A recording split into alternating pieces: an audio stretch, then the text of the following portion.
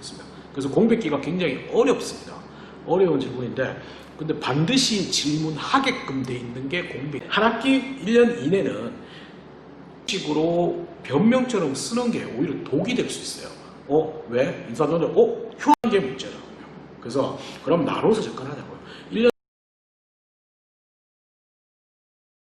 그러니까 인사팀 직설의 윤호상 소장입니다. 오늘은 여러분이 굉장히 궁금해하는 질문이 들어와가지고요. 취업에서 공백기를 어떻게 얘기할 것인가. 이 공백기, 그죠? 이게 항상 당황스러운 얘기 말씀 수밖에 없습니다. 왜냐하면 이게 공백기가 뭐라고 얘기하기가 좀 애매한 부분이 있죠. 그래서 그것 때문에 공백기죠. 근데 일단은 공백기의 기준이 뭘지를 생각해 봐야 돼요. 이 공백기란 것은 결국은 뭐 어떤 인턴을 하거나 아르바이트를 하거나 봉사활동하거나 뭐 이런 것들이 있다면 그걸 공백기라고 하는 게 아닙니다. 공백기란 것은 뭐냐? 진짜 아무 얘기할 게 없는 것이 공백기입니다.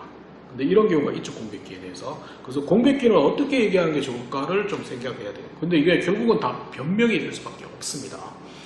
그래서 그 부분이 있는데, 그래서 좋아. 이제 공백기는 일단은 첫 번째는 이제 여러분이 자꾸 약점으로 가지고 있다 보니까 자기소개서에서는 언급 안 했으면 좋겠다.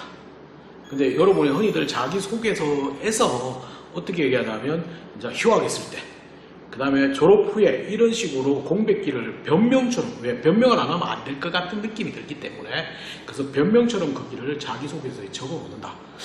그러면 이게 좀 애매한 게 있어요. 그 변명을 적어 놓는 경우는 오히려 인사 담당자들이 실제 보면 서류 심사를 하다가 여러분의 지원서를 보고 자기소개서를 갑니다. 물론 그렇다고 기억력이 완벽하게 좋은 것도 아니에요. 왜냐하면 너무 많은 서류를 짧은 시간에 봐야 되기 때문에 그 서류에 대해서 꼼꼼하게 그리고 숫자에 민감하지 않는 사람이 인사 담당자가 많아요. 왜? 이공계보다는 이공계가 많기 때문에. 이거는 좀 그런가 비하하는 건 아닙니다. 그러다 보니까 이제 앞쪽에 지원서를 읽고 난 다음에 그 뒤쪽에 가는데, 이 뒤쪽에 가면서 이제 예전에는 엄밀히 휴학이라든지 이런 공백기가 빈번하지 않았기 때문에 왜 입학은 여기 했는데 졸업은 왜 이렇게 했고 대학은 왜 10년 다녔지, 이런 식의 접근밖에 안 됐다. 그렇게 그게 나왔다는 거 대부분이. 근데 요즘에는 이제 휴학이나 졸업유예 이런 것들이 워낙에 빈번하기 때문에 그런 부분은 몰라요. 근데 거기다 대놓고 변명처럼 자기소개에서 휴학 중일 때, 졸업 후에 이런 식으로 변명처럼 쓰는 게 오히려 독이 될 수 있어요. 왜? 인사동자 휴학했었어? 이렇게 접근한다는 거. 오히려 모르다가. 그래서 그런 부분이 약간은 있기 때문에 이거는 자기소개서에서는 공백기를 적지 말자. 아예 빼버리자. 왜? 자기소개서는 엄밀해서 나를 안 본 상태에서 나에 대한 평가가 이루어지는 게 자기소개서인데 굳이 거기다 넣어놨다가 부정적인 이미지를 남길 필요는 없다는 겁니다. 그래서 일단 공백기 첫 번째는 자기소개에서는 변명처럼 언급하거나 이렇게 쓰지 말자. 두 번째는 그럼 면접에서 이제 물을 거잖아요. 면접에서. 그럼 면접에서는 어떻게 얘기해요? 묻는데 그럼 놀았다고 얘기할 수는 없잖아요, 실제.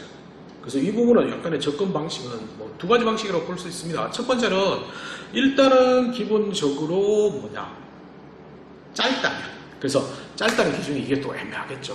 그래서 제가 이제 얘기하는 건 1년 이내, 한 학기 1년 이내는 굳이 놀았더라도 제가 아직 취업 준비가 덜 돼서 이런 걸 공부했고 이렇게 돼갖고요. 그 다음에 그 와중에 여행도 잠깐 했었고요. 이런 식으로 접근하는 게 나아요. 근데 여행 이거 가급적 개인적으로 이런 것들을 안 넣는 게 좋겠죠. 그래서 가장 좋은 거는 취업 준비가 덜 돼서 조금 부족해가지고 이런 경험도 있고 이런 준비도 있고 이런 것들을 했습니다 하면 다 관계없어요. 1년 내에는. 근데 이제 1년이 넘어가면 이게 조금 애매할 수도 있습니다. 그죠? 그렇다고 1년 넘어서 2년 동안 제가 계속 재취업 준비를 했습니다라고 하면 기업은 미안하지만 부정적으로 볼 수밖에 없어요. 안 뽑을 수도 있다는 거. 그래서 그렇게 얘기하는 게 좀 애매하잖아. 그래서 그 부분은 조금은 애매한데 그렇다고 다른 핑계를 댈 수 있는 것도 없다는 게 문제라고요. 그래서 그럼 나눠서 접근하자고요. 1년 정도는 이렇게 했고 1년 정도는 이런 걸 배우고 이렇게 했다. 이런 식으로 나눠서 접근하는 방식이 오히려 더 나을 것 같고요. 근데 이제 실제적으로 아예 2년 이상 1년 넘어가서 2년 이상 공무원 준비를 했다든지 아예 다른 일을 준비했다든지 이런 것들은 그냥 솔직하게 얘기하시자고, 솔직하게. 그래서 공무원 시험 준비를 했습니다. 솔직하게 그냥 인정하자고. 인정하고, 뭐 공공기관에 대부분 많죠. 공공기관에 그런 친구들이 많아요. 공무원 준비를 했습니다. 근데 최악의 답변은 뭐냐? 공무원 준비를 했는데 제가 이게 준비했던 것들이 행정과 연관, 사무관리와 연관되기 때문에 지금 앞으로 할 일과 그래서 최악의 답변이 뭐냐 하면 실제 뭐 제가 공무원 준비했던 것이 지금 지원하는 분야에는 도움이 될 것 같습니다. 행정 업무에는 도움이 될 것 같습니다. 이거 하지 말자고. 도움 안 돼요, 실제. 도움이 안 되는데 왜 자꾸 도움이 된대. 그렇게 얘기하지 마시고 차라리 그래요. 2년 정도 공무원 준비를 했는데 제가 미련이 없습니다라고 얘기하는 게 오히려 현실적입니다. 근데 자꾸 도움이 된대, 망해놓고. 그리고 제일 웃기는 거는 뭐 공익을 위해서 준비했다. 본인 개인을 위해서 준비한 건데. 이거 딴 데 봐서 죄송해요.